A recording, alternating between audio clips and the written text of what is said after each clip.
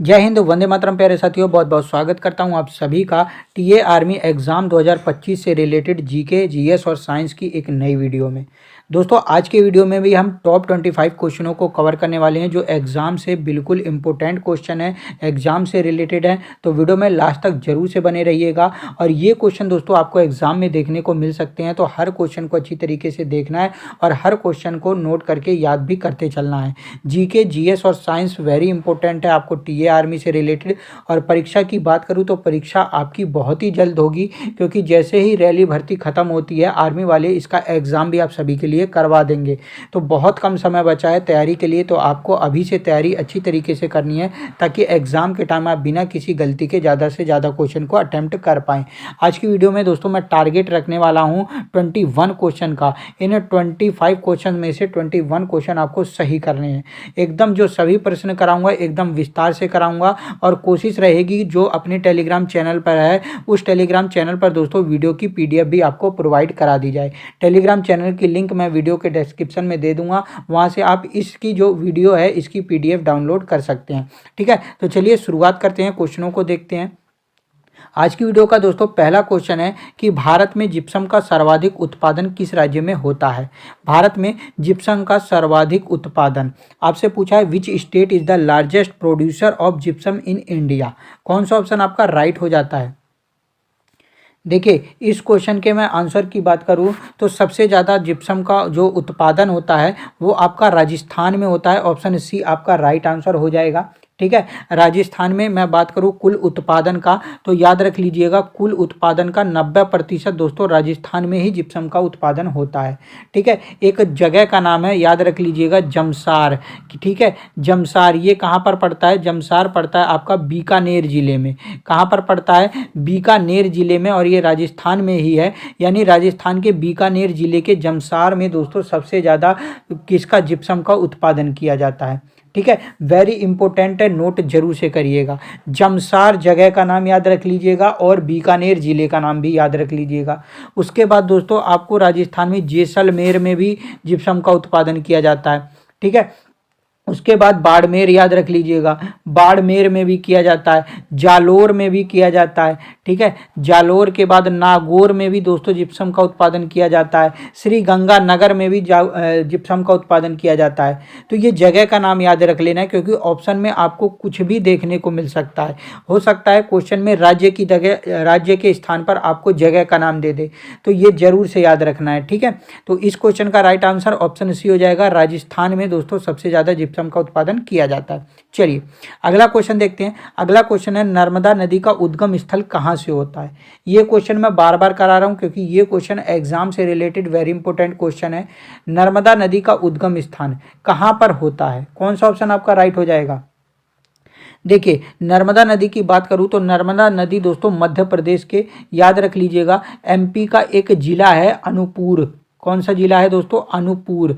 मध्य प्रदेश के अनूपपुर जिले में अमरकंटक की पहाड़ी है दोस्तों, वहीं से नर्मदा नदी का उद्गम होता है, वहीं से नर्मदा नदी निकलती है। ठीक है, कौन सी, अमरकंटक पठार से दोस्तों निकलती है, मध्य प्रदेश के अनूपपुर जिले में स्थित है।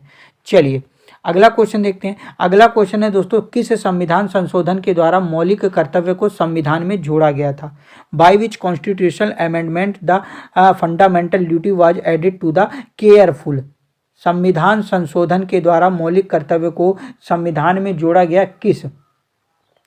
तो देखिए, एक संविधान संशोधन लाया गया था 1976 में, 1976 में लाया गया था। कौन सा संविधान संशोधन था, तो याद रख लीजिएगा 42वां संविधान संशोधन था। 1976 में इसको लाया गया था, और इसी के तहत दोस्तों हमारा जो संविधान है उसके भाग 4, याद रख लीजिएगा, भाग 4 में आपको देखने को मिलेगा। आर्टिकल की बात करूं तो अनुच्छेद 51A में, अनुच्छेद 51A में दोस्तों कितने जोड़े गए थे, 51A में 10 दोस्तों ये मौलिक कर्तव्य जोड़े गए थे। कितने मौलिक कर्तव्य जोड़े गए थे, 10 मौलिक कर्तव्य जोड़े गए थे। ठीक है, और उसके बाद दोबारा से एक संविधान संशोधन लाया गया था, जिसे हम लोगों ने बोला था 86वां संविधान संशोधन, 2002 में इसको लाया गया था। और इसके तहत दोस्तों मौलिक कर्तव्य में एक और मौलिक कर्तव्य जोड़ा गया, जिसके तहत बात कही गई थी जो 6 से 14 वर्ष के बच्चे हैं उनको जो पढ़ाई कराना बहुत ज़रूरी है, उसके लिए जो शिक्षा है वो जरूरी जरूरी है, यानी माँ बाप को 6 से 14 वर्ष के जो बच्चे हैं उनको शिक्षा कराना अनिवार्य है। ठीक है, ये दोस्तों इस संविधान में बोला गया, ये जो संशोधन कराया गया इसमें बोला गया। ठीक है, कौन सा संविधान संशोधन था? 86वां संविधान संशोधन 2002 में लाया गया था। अब वर्तमान में कितने मौलिक कर्तव्य हैं? तो पहले 10 जोड़े गए थे, फिर एक जोड़ा गया, यानी 11 मौलिक कर्तव्य अब वर्तमान में हमारे संविधान में स्थित हैं। ठीक है, जरूर से याद रख लेना। मौलिक कर्तव्य 42वां संविधान संशोधन 1976 में जोड़े गया था, फिर एक दोबारा जुड़ा 86वां संविधान संशोधन जो 2002 के तहत।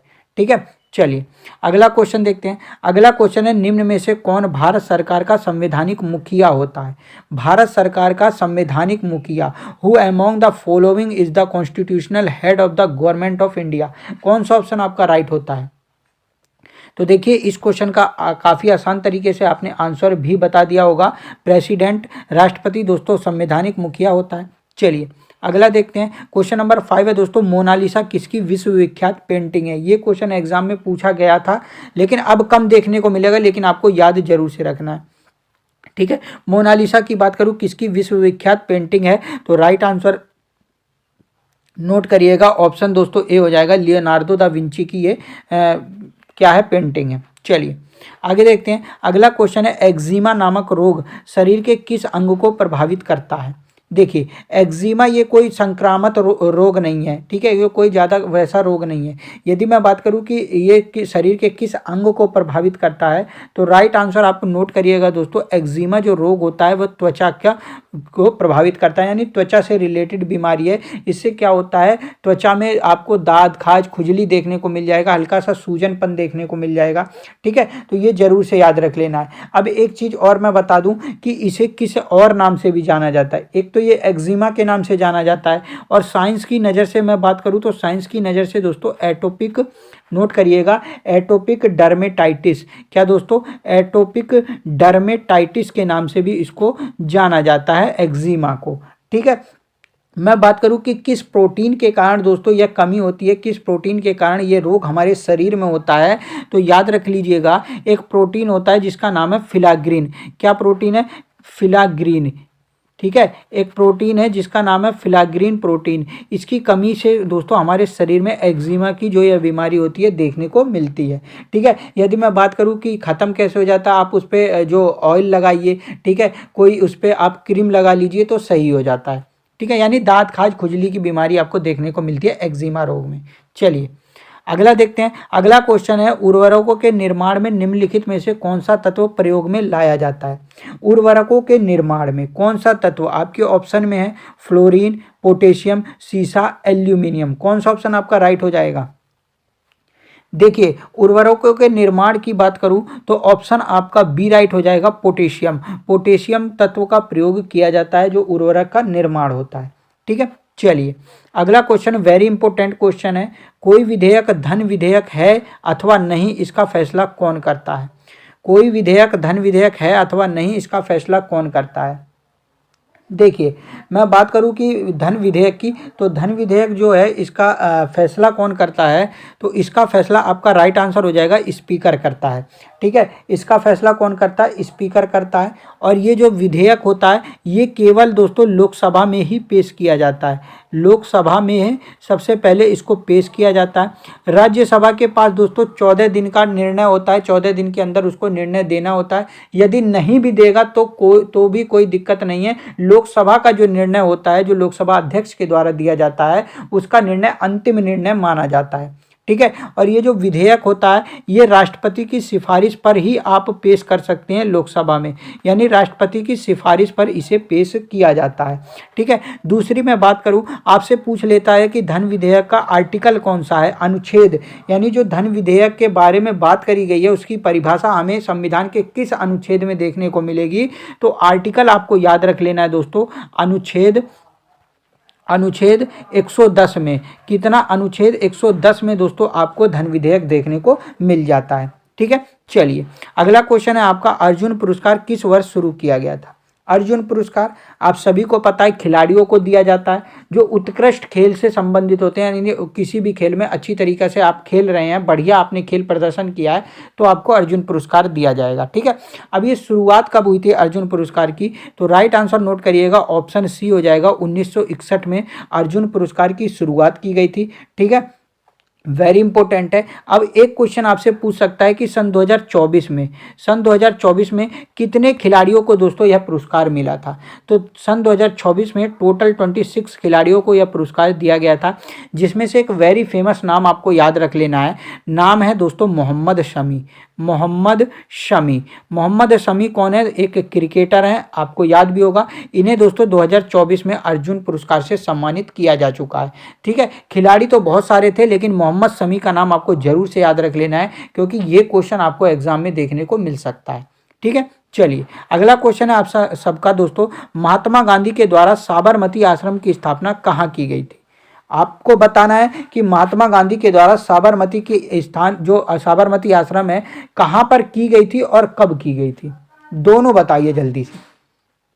देखिए, सबसे पहले मैं बात करूं कि महात्मा गांधी ने साबरमती आश्रम की स्थापना कब करी थी, तो डेट याद रख लीजिएगा, 26 मई सन 1915 ईस्वी में इन्होंने दोस्तों इसकी स्थापना करी थी।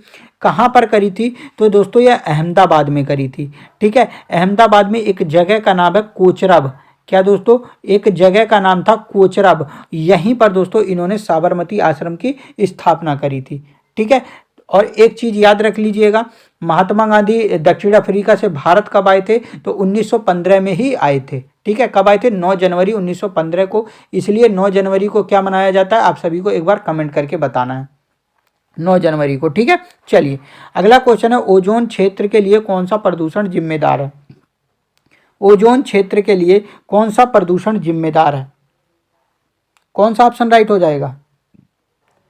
जब भी देखिए ओजोन की बात आए तो आपको एक चीज़ याद रख लेना है, आपसे पूछेगा कि ओजोन की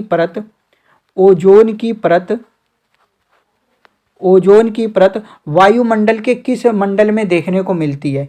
तो याद रख लीजिएगा, जो ओजोन की परत है वो आपको समताप मंडल में देखने को मिलती है। किस मंडल में? समताप मंडल में। ठीक है, यही जो ओजोन की परत होती है वो सूर्य की जो पराबैंगनी किरणें होती हैं उससे पृथ्वी की रक्षा करता है। ठीक है, अब ओजोन के क्षेत्र के लिए कौन सा प्रदूषण जिम्मेदार है? क्या हो रहा है? ओजोन की जो परत है वो धीरे धीरे खत्म हो रही है। किस प्रदूषण के कारण खत्म हो रही है? तो राइट आंसर नोट करिएगा दोस्तों, CFC को फुल फॉर्म में क्या बोलेंगे? क्लोरोफ्लोरोकार्बन। क्या बोलेंगे? क्लोरोफ्लोरोकार्बन। इसके द्वारा दोस्तों यह खत्म हो रहा है। ठीक है, क्लोरोफ्लोरोकार्बन, इसके द्वारा यह खत्म हो रहा है। ठीक है, ये चीज आपको याद रखना है। चलिए अगला क्वेश्चन देखते हैं। अगला है दोस्तों, भारत में ब्रह्मा जी का एकमात्र मंदिर कहाँ पर है? भारत में ब्रह्मा जी का, where is the only temple of Brahma ji in India? कौन सा ऑप्शन आपका राइट होगा?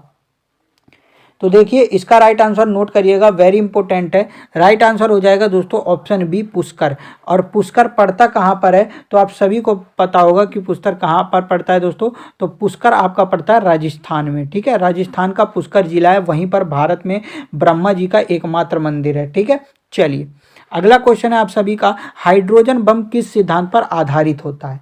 हाइड्रोजन बम किस सिद्धांत पर आधारित होता है? देखिए सबसे पहले बात करें कि हाइड्रोजन के दो समस्थानिक होते हैं। हाइड्रोजन के दो समस्थानिक होते हैं, कौन कौन से होते हैं? एक ड्यूटीरियम होता है और एक ट्रीटियम होता है। क्या होता है? एक ड्यूटीरियम होता है, एक ट्रीटियम होता है। ठीक है, इनको क्या करते हैं? मिक्स करके कार्बन के उसके क्या बोलते हैं, कार्बन के परमाणु में लेकर आया जाता है, जिसके तहत दोस्तों हाइड्रोजन बम का निर्माण करते हैं। ठीक है, अब मैं बात करूं कि किस सिद्धांत पर आधारित होता है, तो हाइड्रोजन बम दोस्तों आपके नाभिकीय संलयन पर आधारित होता है। ऑप्शन बी आपका राइट आंसर हो जाएगा। ठीक है, चलिए अगला क्वेश्चन है आप सभी का, आकाश में तारे हमें टिमटिमाते हुए क्यों प्रतीत होते हैं? आपने देखा होगा आकाश में जो तारे होते हैं कभी कभी टिमटिमाता हुआ दिखता है, क्यों दिखता है दोस्तों? तो इसका राइट आंसर नोट करिएगा, ऑप्शन आपका बी राइट हो जाएगा, प्रकाश के अपवर्तन के कारण। प्रकाश के अपवर्तन के कारण। ठीक है, चलिए अगला क्वेश्चन है, पानी से लोहा तथा मैग्नीज किस प्रक्रिया से हटाए जाते हैं? पानी से लोहा तथा मैग्नीज किस प्रक्रिया से हटाए जाते हैं? देखिए, पानी में यदि आपको लोहा तथा मैग्नीज हटाने की प्रक्रिया देखिए कैसे होती है। सबसे पहले पानी में क्लोरीन मिला दिया जाता है, क्लोरीन मिला दिया जाता है। आपको पता होगा पानी को साफ करने के लिए सबसे बढ़िया चीज़ क्या होती है, क्लोरीन। यदि पानी में आप क्लोरीन मिला देंगे ना तो पानी अच्छी तरीके से साफ हो जाता है। ठीक है, ये चीज़ याद रख लेना, पानी को साफ करने के लिए क्लोरीन का यूज करते हैं। ठीक है, पानी में क्लोरीन मिलाकर उसको ऑक्सीकृत किया जाता है। क्या करा जाता है, ऑक्सीकृत। ऑक्सीकृत का मतलब होता है गर्म किया जाता है, और गर्म करने के बाद उसको छान लिया जाता है। और जैसे ही आप छानेंगे पानी से लोहा तथा मैग्नीज अलग हो जाएगा, पानी अलग हो जाएगा। ठीक है, इस प्रक्रिया को क्या कहा जाता है, तो इस प्रक्रिया को दोस्तों निस्पंदन कहा जाता है। ऑप्शन सी आपका राइट आंसर हो जाएगा। ठीक है, चलिए अगला क्वेश्चन है, किसी तत्व के रासायनिक गुण निर्भर करते हैं किस पर। किसी तत्व के रासायनिक गुण किस पर निर्भर करते हैं, द्रव्यमान संख्या पर, परमाणु संख्या पर, न्यूट्रॉन संख्या पर, या फिर कोई नहीं। कौन सा ऑप्शन आपका राइट होगा। देखिए, किसी तत्व के जो रासायनिक गुण होते हैं वो दोस्तों परमाणु संख्या पर निर्भर करते हैं, ऑन एटॉमिक नंबर। ठीक है, चलिए अगला क्वेश्चन है आप सभी का, बंगाल का विभाजन किसके द्वारा किया गया था। काफ़ी आसान क्वेश्चन है, पुराना क्वेश्चन है, लेकिन लेकर इसलिए आया हूँ क्योंकि एग्जाम में अगर देखने को मिले तो आपका गलत ना जाए। यदि मैं बात करूँ कि बंगाल के विभाजन किसके द्वारा किया गया था, तो राइट आंसर ऑप्शन सी होगा। आप सभी को पता होगा सन 1905 ईस्वी में बंगाल का विभाजन किया गया था। ठीक है, याद होगा आपको, सन 1905 में बंगाल का विभाजन किया गया था लॉर्ड कर्जन के द्वारा। चलिए अगला क्वेश्चन देखते हैं। अगला क्वेश्चन है, इसमें मैं कुछ और भी चीज़ें आपको दिखा दूं। लॉर्ड माउंटबेटन, लॉर्ड माउंटबेटन का नाम क्यों लिया जाता है, तो रेल जो आई थी, रेल बोला जाता है कि रेल के आविष्कारक कौन थे, इन्हीं के द्वारा दोस्तों रेल आई थी भारत में। ठीक है, दूसरी मैं बात करूँ कि ये कौन थे, अंतिम गवर्नर जनरल थे भारत के, ब्रिटिश में अंतिम गवर्नर जनरल कौन थे, लॉर्ड माउंटबेटन थे। ठीक है, ये चीज़ आपको जरूर से नोट करके याद कर लेना है। आपसे पूछे कि प्रथम वायसराय कौन थे, तो प्रथम वायसराय थे दोस्तों लॉर्ड कैनिंग। इनका भी नाम आपको याद रखना है। ठीक है, चलिए अगला क्वेश्चन है आप सभी का, निम्न में से किसे अर्थशास्त्र में नोबेल पुरस्कार प्रदान किया गया है। देखिए, नोबेल पुरस्कार रविंद्रनाथ टैगोर को भी मिला है, नोबेल पुरस्कार अमर्त्य सेन को भी मिला है, लेकिन यहाँ पर क्वेश्चन में पूछा गया है अर्थशास्त्र में। तो देखिए, अर्थशास्त्र में बात करूँ तो ऑप्शन बी आपका राइट हो जाएगा। अमर्त्य सेन को अर्थशास्त्र में नोबेल पुरस्कार मिला था सन 1988 में। कब मिला था दोस्तों, 1988 में।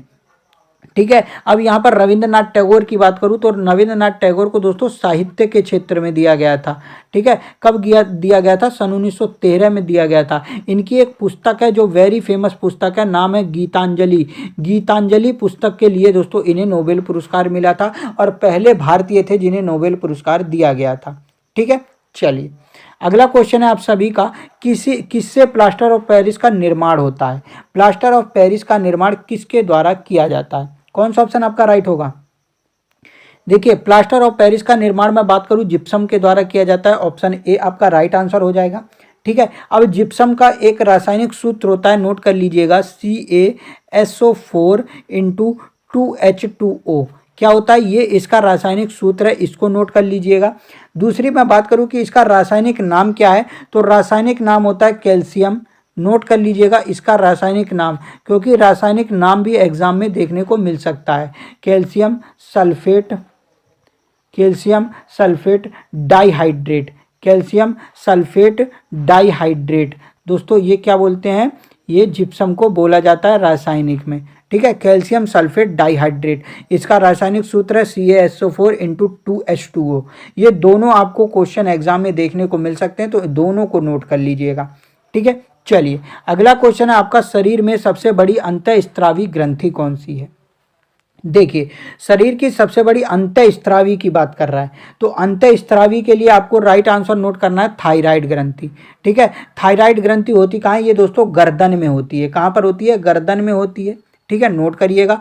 दूसरी बात मैं करूँ, यहाँ पर हमें अंतःस्रावी पूछा है, यदि आपसे पूछ ले बाह्य स्रावी ग्रंथि कौन सी है, ठीक है, तो ये भी आपको याद रख लेना है। बाह्यस्रावी ग्रंथि का नाम नोट करिएगा दोस्तों, यकृत। कौन सी ग्रंथि है, ये जो यकृत है ये बाह्यस्रावी ग्रंथि है, और थायराइड कौन सी है, अंतःस्रावी ग्रंथि है। ठीक है, तो दोनों चीज आपको याद रख लेना है, क्वेश्चन कुछ भी बनकर एग्जाम में आ सकता है। चलिए 20 क्वेश्चन कवर करा चुका हूँ अभी तक। वीडियो को लाइक नहीं करा है तो जल्दी से वीडियो को एक लाइक कर दीजिए, अपने दोस्तों में शेयर कर दीजिए, और चैनल को आपने अभी तक सब्सक्राइब नहीं करा है तो जल्दी से हम नेक्स्ट क्वेश्चन की तरफ बढ़ें। उससे पहले चैनल को आप सब्सक्राइब करके नोटिफिकेशन बेल को ऑल पर सेट जरूर से कर लीजिए, जिससे दोस्तों नेक्स्ट वीडियो आए तो आपको नोटिफिकेशन मिल जाए। डेली दोस्तों वीडियो लेट हो जा रही है, लेकिन मैं कोशिश यही करूँगा कि वीडियो आपको 8 बजे चैनल पर प्रोवाइड कराई जाए, लेकिन थोड़ी सी तबीयत खराब है जिसकी वजह से वीडियो लेट हो पा रही है। ठीक है, चैनल को सब्सक्राइब कर लीजिए। चलिए अगले क्वेश्चन की तरफ बढ़ेंगे। क्वेश्चन है दोस्तों, रबड़ को वल्कनीत करने के लिए प्रयुक्त तत्व क्या है? यानी रबड़ को रबड़ बनाने के लिए, जैसे रबड़ आपने देखा होगा एक दूध से बनाया जाता है। ठीक है, अब उसमें दोस्तों रबड़ कैसे बनाया जाता है वो चीज़ आपको याद रख लेनी है। आपसे पूछा है कि किस तत्व से रबड़ का वल्कीनत किया जाता है, कौन सा ऑप्शन आपका राइट होगा? तो इसके लिए दोस्तों नोट करिएगा, ऑप्शन आपका ए हो जाता है सल्फर। रबड़ को क्या करते हैं, जो रबड़ का वो दूध होता है उसको दोस्तों सल्फर के साथ मिलाकर दबा दिया जाता है, और जब उसको दबा दिया जाता है तो सल्फर जो रबड़ के दूध के साथ क्रिया करके उसको रबड़ में परिवर्तन कर देती है। ठीक है, तो ये चीज़ आपको याद रख लेना है। ऑप्शन ए आपका राइट आंसर हो जाएगा सल्फर। चलिए नेक्स्ट क्वेश्चन है आप सभी का, हंटर आयोग की नियुक्ति किस घटना से संबंधित है? The appointment of Hunter commission is related to which event? कौन सा ऑप्शन आपका राइट होगा?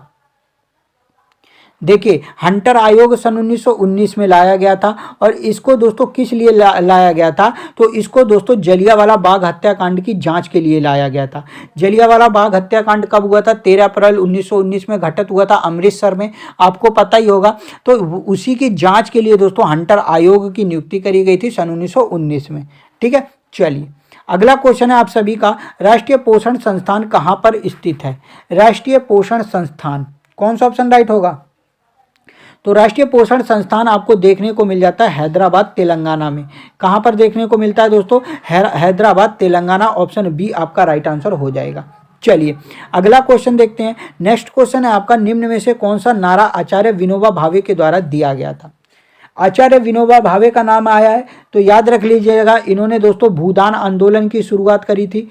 कब करी थी? सन 1951 ईस्वी में, अप्रैल सन 1951 ईस्वी में इन्होंने भूदान आंदोलन की शुरुआत करी थी। कहाँ से करी थी? तो याद रख लीजिए ना, तेलंगाना के पोचमपल्ली गांव से, तेलंगाना के पोचमपल्ली गांव से दोस्तों इन्होंने भूदान आंदोलन की शुरुआत करी थी। यानी जो भूदान आंदोलन है वो जमींदारों के पास ज़्यादा जमीन ना पहुंचने पाए, इसके लिए दोस्तों इस आंदोलन का शुरुआत किया गया था। किसके द्वारा? आचार्य विनोबा भावे के द्वारा। और इन्होंने नारा दिया था दोस्तों, याद रख लीजिएगा, ऑप्शन डी हो जाएगा, जय जगत का नारा दोस्तों इन्होंने दिया था। ठीक है, चलिए इसको दोस्तों भूदान आंदोलन जो है वो याद रख लीजिएगा दोस्तों, इसको रक्तहीन, क्या दोस्तों? रक्तहीन क्रांति के नाम से भी जाना जाता है। ठीक है, मतलब इसमें कोई रक्त नहीं बहा था इसीलिए। चलिए अगला क्वेश्चन देखते हैं। अगला क्वेश्चन है, समवर्ती सूची किस देश के संविधान से ली गई है? समवर्ती सूची किस देश के संविधान से ली गई है?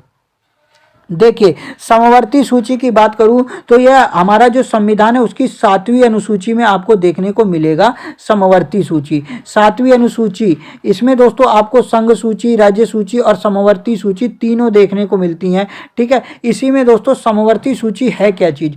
तो जो संघ सूची होती है, संघ सूची, उस पर क्या होता है, केवल केंद्र कानून बना सकता है। राज्य सूची क्या होती है? जो राज्य सूची में विषय दिए गए होते हैं उसमें केवल राज्य सरकार कानून बना सकती है। लेकिन जो समवर्ती सूची होती है उसमें दोस्तों राज्य भी कानून बना सकता है और केंद्र भी कानून बना सकता है। ठीक है, तो समवर्ती सूची किस संविधान से ली गई थी, किस देश के? तो ऑप्शन याद रख लीजिएगा, ऑस्ट्रेलिया के।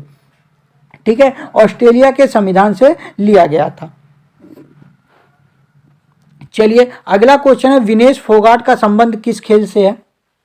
देखिए विनेश फोगाट ये खिलाड़ियाँ कहाँ की हैं? हरियाणा की हैं। कहाँ की है दोस्तों? हरियाणा की हैं। और अभी इन्होंने एक चुनाव लड़ा था, हरियाणा के विधानसभा का नाम है जुलाना। ये भी याद रख लेना, क्वेश्चन ये बन सकता है। जुलाना के विधानसभा से इन्होंने चुनाव लड़ा था, कांग्रेस की तरफ से लड़ा था, जिसमें ये हार गई थी। ठीक है, ये चीज़ आपको याद रख लेना है। किसकी तरफ से लड़ा था? कांग्रेस की तरफ से, जुलाना विधानसभा। ठीक है, हार हुई थी इनकी। किस खेल से संबंधित हैं? तो याद रख लीजिएगा, रेसलिंग से दोस्तों ये रिलेटेड है। ऑप्शन सी आपका राइट आंसर हो जाएगा। ठीक है, चलिए अगला क्वेश्चन है, आज की वीडियो का लास्ट क्वेश्चन है, हृदय की बीमारियों के अध्ययन से संबंधित विज्ञान को क्या कहते हैं? और इसका आंसर आप सभी को क्या करना है, कमेंट करके बताना है। ये आप सभी के लिए HW है। वीडियो अगर अच्छी लगी हो तो लाइक कर दीजिएगा, शेयर कर दीजिएगा, चैनल को सब्सक्राइब कर लीजिएगा। डेली दोस्तों आप सभी के लिए आर्मी एग्जाम से रिलेटेड क्वेश्चन की वीडियो देखने को मिलेगी। दूसरी बात मैं बात करूं कि हमारे जो टेलीग्राम चैनल है, उस टेलीग्राम चैनल की लिंक मैंने वीडियो के डिस्क्रिप्शन में दे दी है, तो टेलीग्राम चैनल को ज्वाइन कर लीजिएगा वीडियो की PDF नोट्स के लिए। चलिए मिलता हूं नेक्स्ट वीडियो में।